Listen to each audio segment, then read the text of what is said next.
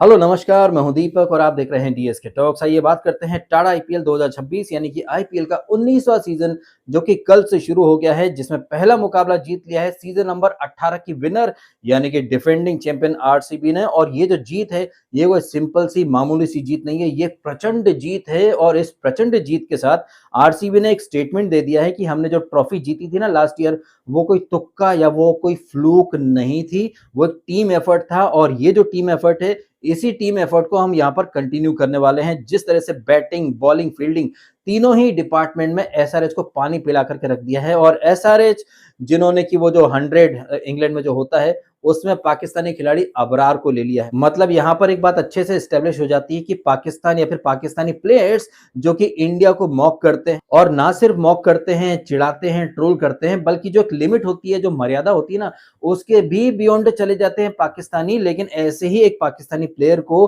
काव्या मरान जो है वो खरीद लेती है, अपनी जो 100 वाली जो फ्रेंचाइज है उसमें अबरार को लिया हुआ है। अब जाहिर तौर पर आप इंडिया में रहते हैं और पाकिस्तान के प्लेयर्स को आप ले रहे हैं, तो कहीं ना कहीं आप भी तो थोड़े प्रो पाकिस्तानी हो गए। और ये तो हम जानते हैं, जब सामने पाकिस्तान की टीम होती है तो भैया पाकिस्तान के अब्बू नंबर 1 यानी कि विराट कोहली वो हमेशा से रन मारते आए हैं। एंड आई होप कि आगे भी जब 2027 का वर्ल्ड कप होगा वहां पर भी विराट का बल्ला जो है वो रन उगलेगा। और विराट का जो बैट है उसमें अभी कितने सारे रन भरे हुए हैं, इसका ट्रेलर जो है वो कल रात के मैच में दिखा दिया। जिस तरह से विराट कोहली अनबीटन जाता है, ऑल्दो इसमें कहीं कोई शक की बात नहीं है कि जब टारगेट चेस करने की बात हो तो विराट कोहली से बेहतर आपको कोई दूसरा खिलाड़ी मिल ही नहीं सकता है। दुनिया उसे चेस मास्टर यूं ही नहीं बोलती है, लेकिन मेरा मानना है कि विराट कोहली से बढ़िया इनिंग कल देवदत्त पडिक्कल ने खेली। जिस अंदाज में आते से ही पडिक्कल ने कंबल कुटाई की शुरुआत करी थी, वो भी तब जबकि आपका नंबर 1 ताबड़तोड़ खिलाड़ी यानी कि आपका ओपनर फिल सॉल्ट, जिसने फील्डिंग कल काफी अच्छी करी थी, हमें लगा था कि भैया आज इस खिलाड़ी का दिन होगा।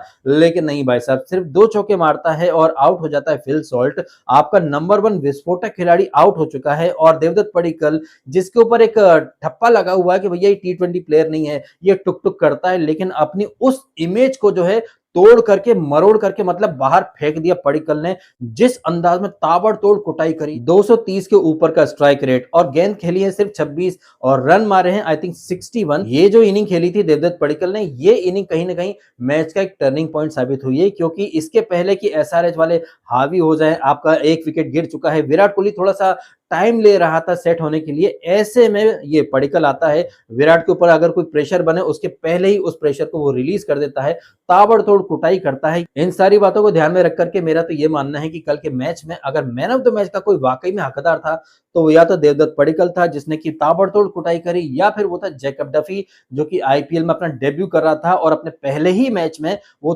3 विकेट निकाल लेता है, वो भी पावर प्ले के अंदर, जिसमें आउट किसको करता है, वो ट्रेविस हेड को, अभिषेक शर्मा को, और एसआरएच का ओवर हाइप्ड ऑलराउंडर यानी कि नीतीश कुमार रेड्डी, जिसे काफी सारे लोग हार्दिक पांड्या से कंपेयर करते हैं। लेकिन कहां हार्दिक पांड्या और कहां नीतीश कुमार रेड्डी भाई साहब, पावर प्ले के अंदर ये 3 विकेट गिर जाते हैं। हमें लगा था कि एसआरएच बुरी तरह से बैकफुट पर आ जाएगी, क्या ये लोग 100 रन बना पाएंगे, 120 बन पाएंगे, 150 बन पाएंगे, क्योंकि जिस तरह से जैकब डफी आग उगल रहा था और जिस तरह से आरसीबी की टीम फील्डिंग कर रही थी, ये देख करके लग रहा था भाई साहब एसआरएच का कमबैक नहीं हो पाएगा। लेकिन नहीं, तभी आता है पॉकेट डायनामाइट उर्फ ईशान द 15 करोड़ी मल।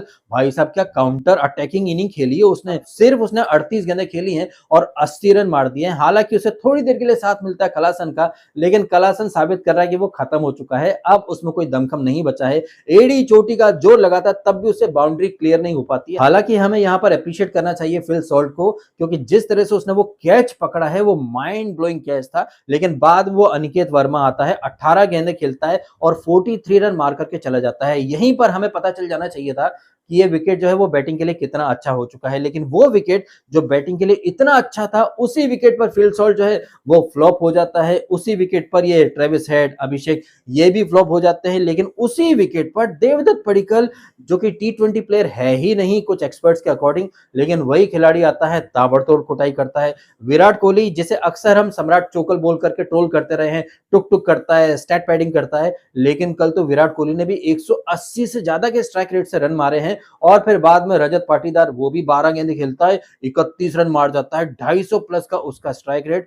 सब मिलाकर के मात्र 16 ओवर के अंदर ये लोग 200 का टारगेट जो है वो चेस कर लेते हैं। और ये देख करके मुझे ऐसा महसूस हो रहा है कि अगर एसआरएच वाले रोते गाते 250 भी बना लेते ना, तब भी ये 250 का टारगेट चेस हो जाता। क्या पता शायद 18 ओवर के अंदर ही आरसीबी चेस कर लेती, क्योंकि जिस अंदाज में आरसीबी ने कल बैटिंग करी है, अरे भाई साहब ये तो टोटली अनस्टॉपेबल लग रहे थे। वहीं बात करें कावे मरान की पाकिस्तानी टीम की, तो ये जो टीम है ये कहीं से कहीं तक जीतने की हकदार थी ही नहीं। और कल के मैच में एक बात और पता चल गई, अगर आपके पास आपका कैप्टन पैट कमिंस नहीं है तो भाई साहब आपकी बॉलिंग एक नंबर की नोबड़ी बन जाती है। और ये जो विकेट गिरे भी हैं, ये मारने कूटने के चक्कर में विकेट गिरे हैं। अदरवाइज क्या पता अगर फिल शॉर्ट थोड़ा संभल के खेलता तो आरसीबी शायद 9 विकेट से जीतती या फिर 8 विकेट से जीतती। कहने का मतलब ये है कि पाकिस्तानी हैदराबादी जो टीम है कावे मरान की, ये कहीं से कहीं तक जीतना डिजर्व नहीं करती थी। और कल के मैच में अभिषेक और ट्रेविस हेड इन्होंने साबित कर दिया कि सामने कोई अच्छा बॉलर हो जो अच्छी एक लेंथ मेंटेन करे, तो फिर सामने ट्रेविस हेड हो या अभिषेक शर्मा हो,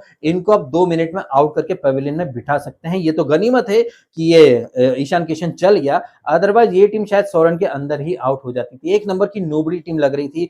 कहा तो इस टीम को असुरों की टीम बोला जाता था, मॉन्स्टर की टीम बोला जाता था, लेकिन हमने वर्ल्ड कप में देख लिया ट्रेविस हेड फ्लॉप था, अभिषेक भी फ्लॉप था। और जिस तरह से अभिषेक के सामने ऑफ स्पिनर को लगाया गया था वर्ल्ड कप में, यहाँ तो ऑफ स्पिनर की जरूरत ही नहीं पड़ी। फास्ट बॉलर आया जैकब डफी नाम का, जो कि पहला मैच खेल रहा था, उसने आते से अभिषेक और हेड इन दोनों की गिल्लियां उड़ा करके रख दी है। अब ये थी मेरी बातें या फिर मेरे रिएक्शन, मेरे ऑब्जर्वेशन कल रात के मैच के बारे में। आपके ऑब्जर्वेशन क्या रहे आप भी शेयर अवश्य कीजिएगा। और आज जो मैच होने वाला है एमआई वर्सेस केकेआर का वानखेड़े में, एमआई जब भी पहला मैच खेलती है हार जाती है। क्या आज रात के मैच में एमआई जीतेगी या हारेगी? तो मेरा प्रेडिक्शन बड़ा सिंपल है, केकेआर आज आराम से जीतने वाली है। सामने सुनील नारायण है, उसके सामने रोहित शर्मा बहुत ही कम बार चल पाया है। और हाँ, अब तो केकेआर में वो टिम साइफर्ट, फिन एलन भी आ चुके हैं। और ये दोनों धाकड़ बल्लेबाज जो हैं वो कैसी कुटाई करते हैं ये तो हमने वर्ल्ड कप में देख ही लिया है। और आज यही दोनों धाकड़ बल्लेबाज वानखेड़े में खेलेंगे, जो कि काफी छोटा ग्राउंड है। अगर ये केकेआर की टीम चेस करने उतरती है तो क्या पता भाई साहब अगेन फिन एलन जो है वो पावर प्ले के अंदर ही गेम को खत्म करके रख दे। मेरा प्रेडिक्शन ये है कि आज केकेआर जीत रही है। और इस प्रेडिक्शन के पीछे सबसे बड़ा जो कारण है वो कारण ये है कि एमआई वाले कभी भी अपने शुरुआती मैचेस नहीं जीतते हैं। काफी स्लो तरीके से ये अपने आईपीएल को स्टार्ट करते हैं और उसी परंपरा को ये लोग आज भी कायम रखने वाले हैं, ऐसा मेरा मानना है। आपका क्या मानना है आप भी कमेंट करके जरूर बताइएगा। फिलहाल अपना समय निकाला, वीडियो देखा, आपका बहुत बहुत धन्यवाद। Thank you so much.